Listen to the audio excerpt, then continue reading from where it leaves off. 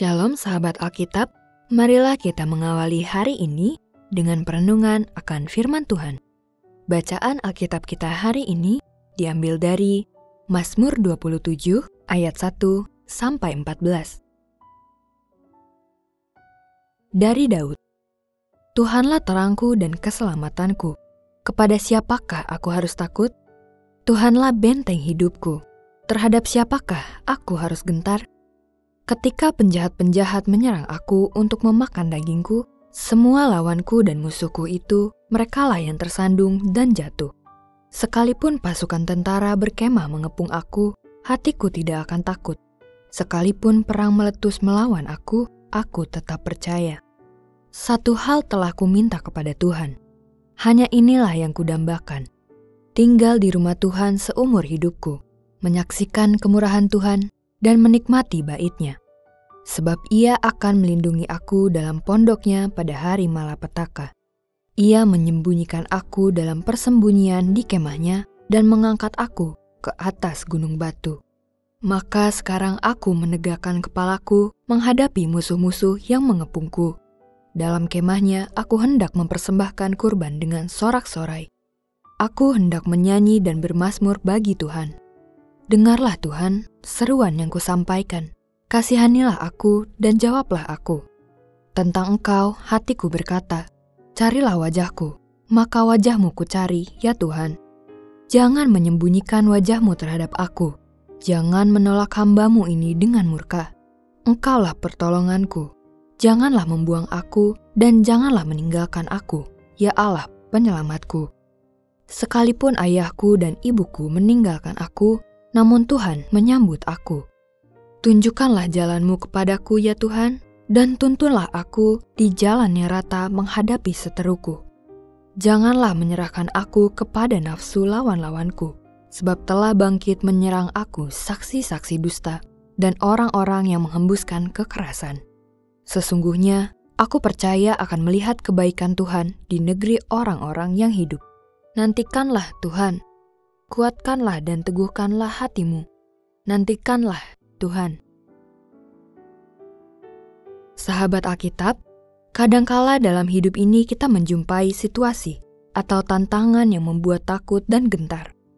Kita terhimpit dengan bahaya yang mengancam kehidupan. Situasi tersebut dapat terjadi karena berbagai sebab. Mungkin saja terjadi karena penolakan, disalahpahami, ketidakpastian, penyakit, atau bahkan kematian. Maka penting bagi kita untuk melatih respon yang tepat dalam situasi-situasi tersebut. Kali ini dengan mengajak kita untuk berkaca pada kehidupan Raja Daud, pemazmur menyerukan setiap orang percaya untuk kembali kepada Allah sang sumber perlindungan. Pemazmur mengajak kita untuk melihat bahwa kadang ada saja pihak-pihak yang menginginkan kebinasaan terjadi dalam hidup kita. Sebagaimana Raja Daud yang pernah berada dalam tahap dikelilingi keinginan musuh-musuhnya agar ia mati. Maka untuk merespon situasi tersebut, pemazmur mengajak kita untuk kembali pada dasar dari seluruh eksistensi kita, yakni Allah sendiri. Pengakuan seorang beriman akan Allah menentukan seluruh cara pandangnya atas kehidupan.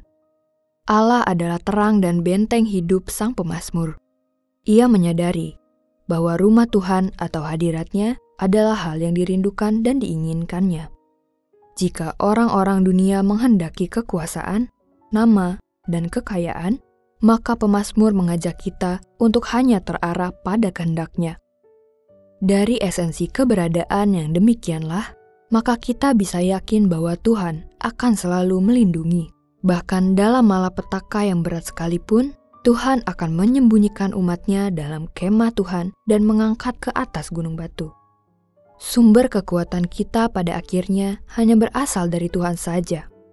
Hanya berlandaskan belas kasihan-Nya saja, kita dapat melampaui segala sesuatu bahkan musuh-musuh yang menghadang dan seolah tidak terkalahkan.